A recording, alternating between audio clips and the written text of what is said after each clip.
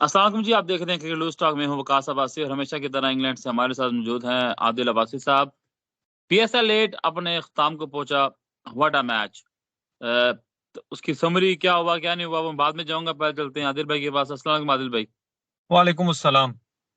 आदिल भाई, इससे अच्छा पीएसएल 8 का फाइनल हो नहीं सकता था।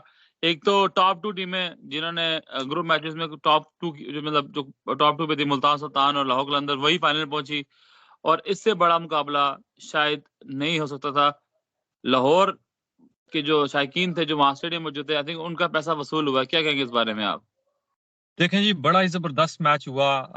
जिस तरह का हमारा पीएसएल का टूर्नामेंट है, जितना इस टूर्नामेंट की हाइप है, जितनी इस टूर्नामेंट की क्लास है, ये इसी तरह का फाइनल डिजर्व करता था। और आपने कहा कि इससे अच्छा नहीं हो सकता था। इससे बहुत अच्छा हो जाता अगर आखिरी बॉल पे 3 रन बनते और सुपर ओवर हो जाता, तो फिर तो मैं कहता हूँ कि पैसा डबल वसूल हो जाता लाहौरीज जो मैच देख रहे थे। बहरहाल नहीं, बहुत ही फिर अच्छा इसके पिच मतलब बड़ी। भाईजान, फिर आप जो लाहौर के शायकीन थे उनका ब्लड प्रेशर मजीद ऊपर नीचे कराते। आप अल्लाह अल्लाह करके तो उनका ब्लड प्रेशर उनका जो है ना नॉर्मल हुआ होगा। आप तो बिल्कुल ही उनको चाह रहे थे कि सुपर ओवर करा के मजीद ब्लड प्रेशर राइज कराते उनका।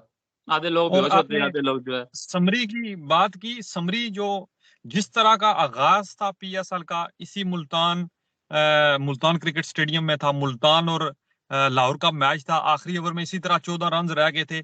आखिरी बॉल पे इसी तरह 5 रन रह गए थे।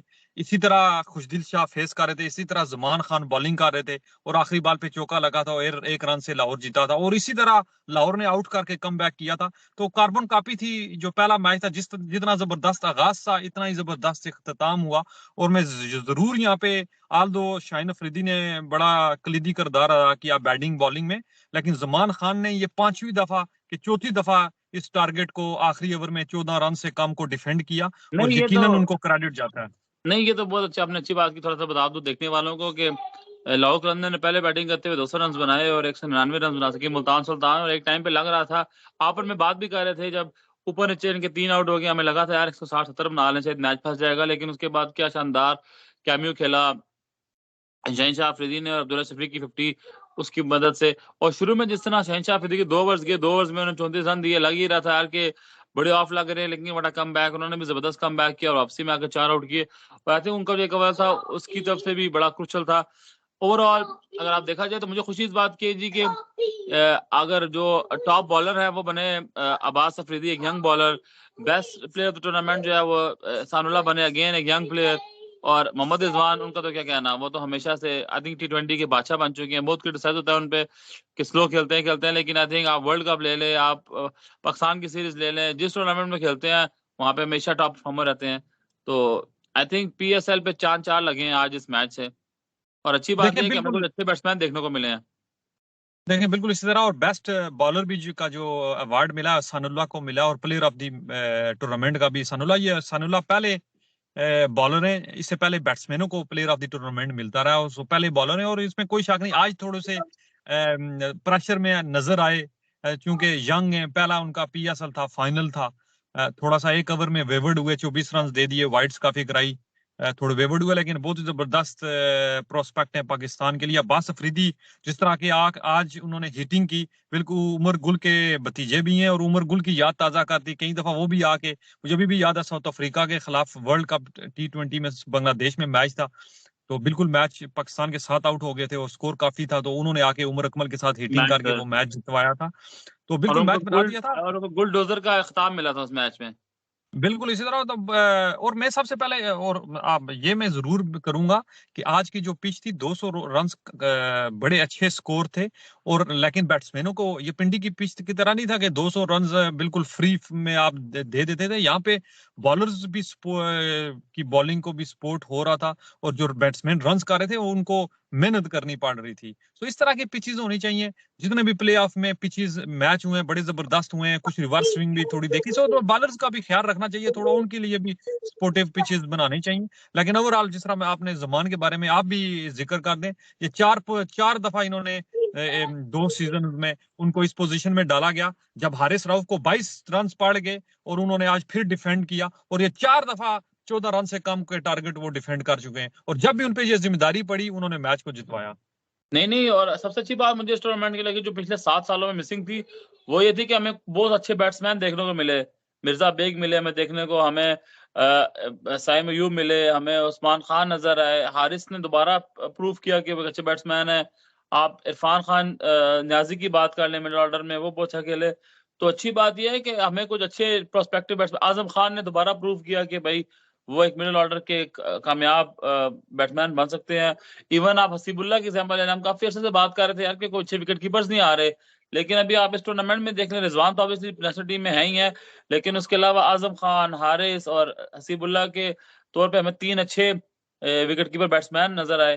तो आई थिंक बहुत पॉजिटिव चीजें निकली हैं इस टूर्नामेंट से। और सबसे अच्छी बात ये थी कि जहां जहां मैचेस हुए वहां हाउसफुल थे, लोगों ने एंजॉय किया।